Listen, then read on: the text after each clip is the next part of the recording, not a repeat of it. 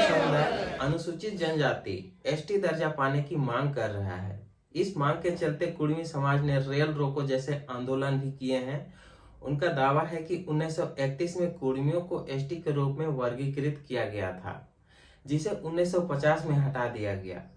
वे OBC से हटाकर ST सूची में शामिल किए जाने की मांग कर रहे हैं। इसके विरोध में कई आदिवासी संगठन और नेता खड़े हैं।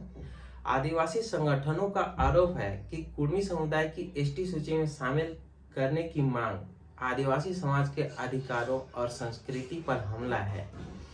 केंद्रीय शरण समिति के अध्यक्ष अजय तिर्की ने चेतावनी दी है कि अगर कुर्मी को एसटी दर्जा दिया गया तो आदिवासी समाज के अस्तित्व को खतरा होगा और उन्हें झारखंड छोड़ना पड़ सकता है। आदिवासी नेताओं ने कुर्मी समुदाय को आदिवासी स्वशासन और पेशा कानून को कमजोर करने का भी आरोप लगाया है। इन्हें आदिवासी संस्कृति और हक के खिलाफ षड्यंत्र माना जा रहा है। इसी वजह से आदिवासियों ने 12 अक्टूबर 2025 को मोरहाबादी मैदान में बड़ी रैली और शक्ति प्रदर्शन का कार्यक्रम रखा है। इसलिए आदिवासियों के पक्ष में यह माना जा रहा है कि कुर्मी को एसटी दर्जा देने की मांग का विरोध करना चाहिए, क्योंकि यह उनके सामाजिक आर्थिक अधिकारों और पहचान पर गंभीर प्रभाव डाल सकती है। टीआरआई रिपोर्ट के अनुसार कुर्मी जाति को एसटी में शामिल नहीं किया जा सकता, क्योंकि कुर्मी समुदाय को आदिवासी नहीं माना गया है। रिपोर्ट का मुख्य आधार है कि कुर्मी जाति का रहन सहन और धार्मिक आस्था आदिवासियों से मेल नहीं खाती।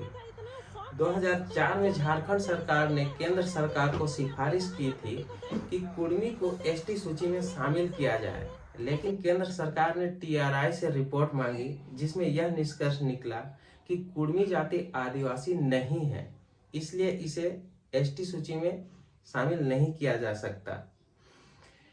कोर्ट ने इस मामले में केंद्र सरकार को निर्णय लेने का अधिकार दिया है, क्योंकि संविधान के अनुच्छेद 200 और 201 के तहत राष्ट्रपति और राज्यपाल के पास विधेयकों को स्वीकृति देने का पूर्ण विवेक होता है।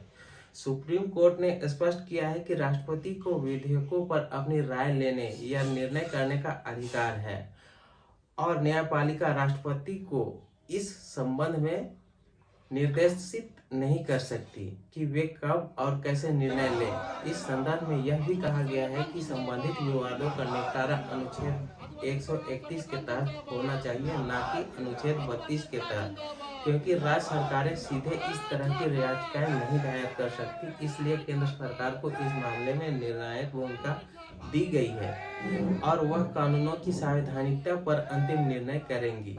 अनुच्छेद 200 राज्यपाल को विधेयकों को मंजूर करने, रोकने, वापस करने या राष्ट्रपति को भेजने का अधिकार देता है और यह विधायी प्रक्रिया की संवैधानिक जांच सुनिश्चित करता है।